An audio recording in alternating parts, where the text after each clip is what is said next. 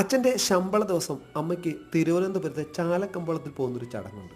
അങ്ങനെ പച്ചക്കറി വാങ്ങാൻ പോയപ്പോൾ ഒരു കച്ചവടക്കാരൻ വിളിച്ചു പറയുകയാണ്, ഒരു പുള്ളി നിക്കർ വാങ്ങിയാൽ വള്ളി നിക്കർ സൗജന്യം. എനിക്കും അനിയനും ഒരു നിക്കർ വാങ്ങി അമ്മ. ഈ പറഞ്ഞതങ്ങ് സ്ട്രൈക്ക് ചെയ്തു അമ്മയ്ക്ക്. ഈ മാസം വിദ്യാരംഭം വരികയാണ്, രണ്ടിനും കൂടി ഒന്നിച്ചെഴുതാരുത്താം. ഒറ്റ ദക്ഷിണയിൽ ഒതുങ്ങും. ചേച്ചി കുട്ടി ഞങ്ങളെ ശിവേരിൽ അയച്ചു. ഒറ്റ ദക്ഷിണ കൊടുത്താൽ മതിയെന്ന് ചേച്ചിക്ക് ഒരു താക്കീത്. അങ്ങനെ അരിയിൽ എന്തോ എഴുതിയിട്ട് ഹരിശ്രീ ഗണപതായ നമ എന്ന് പറഞ്ഞു കാശ് കൊടുത്തു വന്നു. അനിയ ഹരിശ്രീ മാത്രമേ പറഞ്ഞുള്ളൂ.